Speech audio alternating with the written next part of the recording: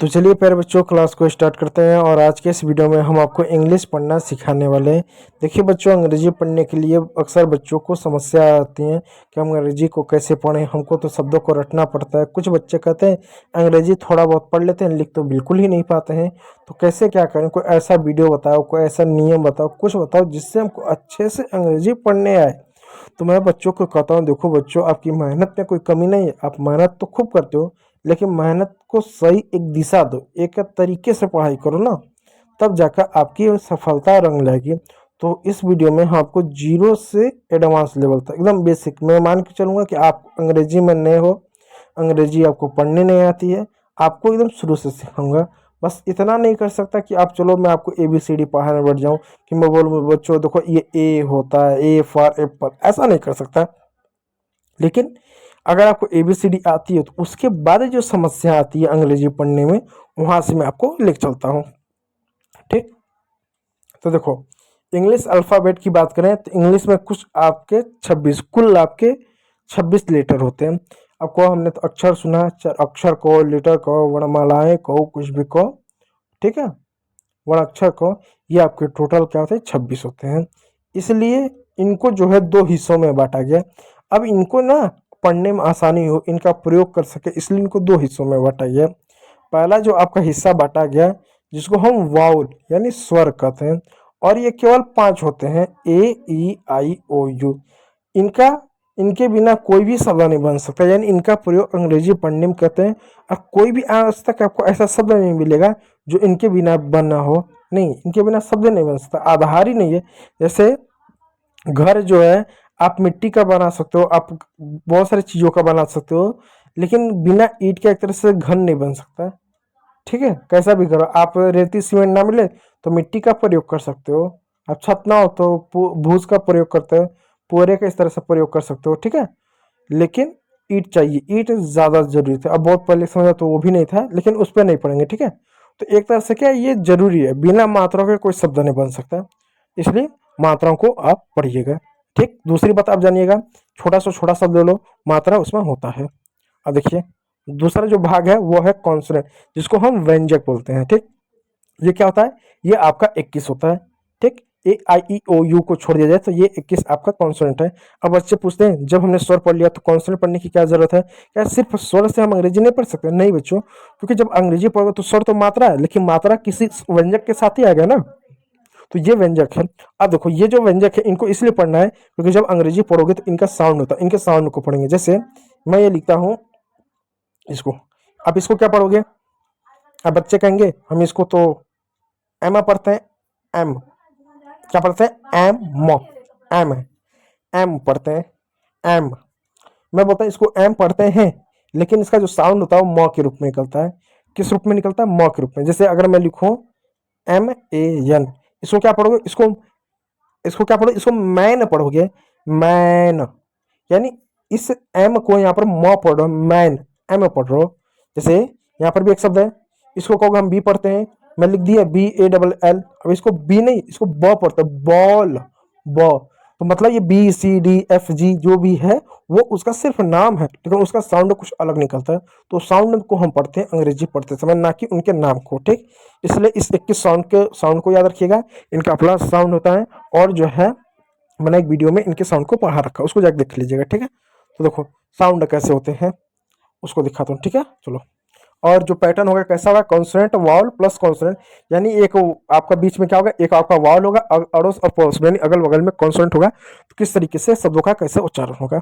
तो देखो, सबसे पहले हम एक ही मात्रा को पढ़ते हैं। ये कॉन्सोनेंट है, ये ए है, ये कॉन्सोनेंट है, CC का मतलब कॉन्सोनेंट। तो ए का उच्चारण का प्रयोग हमेशा एक ही मात्रा के रूप में हम करेंगे। कैसे करेंगे ध्यान दीजिएगा। जैसे एक शब्द है CAT, सी को क पढ़ेंगे, ए को ए की मात्रा पढ़ेंगे, ठीक है, ट पढ़ेंगे, हो गया कैट। फिर से समझिएगा, सी का साउंड क्या होता है? क होता है, इसलिए हमने क लिखा। टी का साउंड क्या होता है? ट होता है, इसलिए हमने ट लिख दिया। इसमें कोई दिक्कत नहीं है। ए जो कि दो कॉन्सोनेंट्स के बीच में आया है, इसलिए हमेशा उसको ए ही पढ़ेंगे। हमेशा ध्यान दीजिए, उसको हमेशा ए ही पढ़ेंगे, इसलिए ए की मात्रा लगा दिया, हो गया आपका कैट। उसी प्रकार एक और शब्द है BAT, बी का साउंड ब निकलता है, टी का साउंड ट निकलता है। ये दो कॉन्सेंट के बीच में आया है, इसलिए इसका उच्चारण ए के रूप में करते हैं। हो गया बैट, बैट मीन्स होता है बल्ला। उसके बाद एक और शब्द बैग, बैग मीन्स होता है थैला। अब यहाँ देखो मैन, मैन मीन्स होता है आदमी। उसी प्रकार फैन, पैन, कैप, इन सभी शब्दों में ए को हमने ए पढ़ा। ठीक, कोई दिक्कत है? आपको कोई दिक्कत नहीं होगा, ठीक है। इसको पढ़ने की कोशिश, ध्यान में बस दिमाग दिए, अड़ोस पड़ोस में कॉन्स्टेंट ए को ए पढ़ देंगे हमेशा।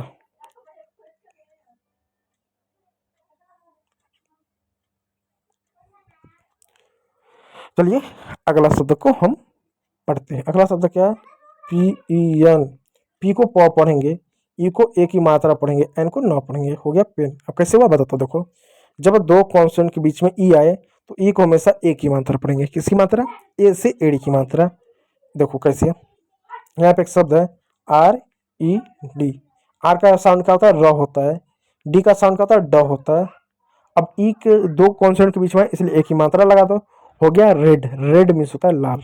ठीक, उसी प्रकार प्यारे बच्चों यहाँ पे एक और शब्द है एम ई एन। एम को म पढ़ेंगे, म का साउंड निकलता है, एन को न पढ़ेंगे। ई दो कॉन्सोनेंट के बीच में, इसलिए एक ही मात्रा। हो गया मेन। मेन मीन्स होता है आदमी। उसी प्रकार टी ई एन। टी का क्या साउंड होगा? ट होगा। ई का एक ही मात्रा, एन का न। हो गया टेन। टेन मीन्स होता है 10। और बाकी इन शब्दों को पढ़िएगा। इसको बेड, इसको लेग, लेग मीन्स होता है टांग। नेट, नेट मीन्स होता है जाल।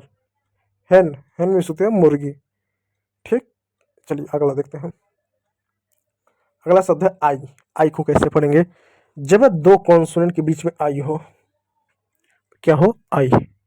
तो आई को हमेशा किस रूप में पढ़ेंगे? छोटी की मात्रा के रूप में पढ़ेंगे। ध्यान दीजिएगा। जैसे एस आई टी, एस को पढ़ेंगे सौ। आई को क्या पढ़ेंगे? छोटी ई की मात्रा। टी को क्या पढ़ेंगे? ट। हो गया सिट। सिट में होता है बैठना। उसी प्रकार एक और शब्द हो गया पी आई एन। पी को प पढ़ेंगे, आई को क्या? छोटी की मात्रा पढ़ेंगे, एन को क्या पढ़ेंगे? न पढ़ेंगे। हो गया पिन। पिन मीन्स होता है पिन। बोलते हैं ना पिन है क्या, किसी के पास कुछ काम करना है। उसी पर इसको क्या पढ़ेंगे? Win. Lip, dip, dip means होता है डूबना। बिग, डिप मीन्स गहरा भी होता है। ठीक है। किड, किड मीन्स होता है बच्चा। चिल्ड्रन मीन्स भी होता है बच्चा। ठीक, तो इस तरीके से आई का उच्चारण छोटी की मात्रा के रूप में करेंगे। अब चलिए आगे देखते हैं। ओ, जब दो कॉन्सोनेंट के बीच में ओ आए, ओ को आप हमेशा ओ की मात्रा पढ़ेंगे। किसकी मात्रा? ओ की मात्रा। कैसे पढ़ेंगे? अब ध्यान दीजिएगा। ओ की मात्रा ये होता है। ठीक, यहाँ देखिएगा डी ओ जी। डी का ड साउंड निकलता है, जी का ग साउंड निकलता है। ओ का ओ की मात्रा डी के बाद लगा देंगे, हो जाएगा डॉग। डॉग मीन्स होता है कुत्ता। उसी प्रकार एक और शब्द है टी ओ पी। टी का साउंड ट निकलता है, ओ का साउंड ओ की मात्रा हो गया, पी का साउंड प निकलता है। हो गया टॉप। टॉप मीन्स होता है ऊपर या लट्टू। उसी प्रकार पॉट होगा, बॉक्स होगा, नॉट होगा। नॉट मीन्स नहीं, बोलते हैं ना I am not going. Long, long means होता है लकड़ी का टुकड़ा। लॉन्ग, लकड़ी का टुकड़ा। अब आइए यू के बारे में देखिए। जब दो कॉन्सोनेंट में यू हो तो यू का उच्चारण अ की मात्रा के रूप में होता है। और हिंदी में अ की कोई मात्रा नहीं होता है, लेकिन आ का ये डंडा होता है, तो की कोई मात्रा नहीं होगा हिंदी में, इसलिए अ आने का मतलब वहाँ पर अ साइलेंट होगा। अब बच्चे पूछेंगे अभी तो लिख सकते हो, हर शब्द में अ आता है। जैसे क बोलो, क लास्ट में देखो अ आया। अब म बोलो, म लास्ट में अ आया। हमेशा अ आता है, इस बात को याद रखिएगा। ठीक, ध्यान आप दीजिएगा। देखो एस यू एन। एस का क्या हुआ? स हो गया। यू का अ होगा साइलेंट हो गया, एन का न हो गया।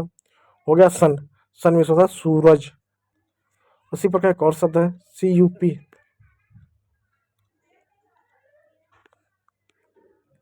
सी का हो गया। ठीक, यू का अ हो गया, पी का प हो गया। हो गया कप। कप मीन्स होता है प्याला।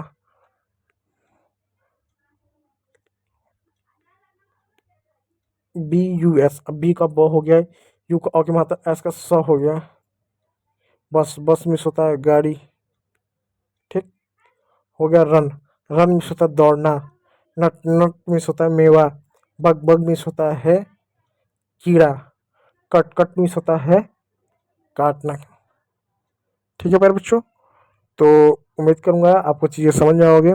और वीडियो अच्छा लगा तो एक लाइक कीजिएगा, चैनल पर नया तो सब्सक्राइब जरूर कीजिएगा। वीडियो को देखने के लिए बहुत बहुत धन्यवाद।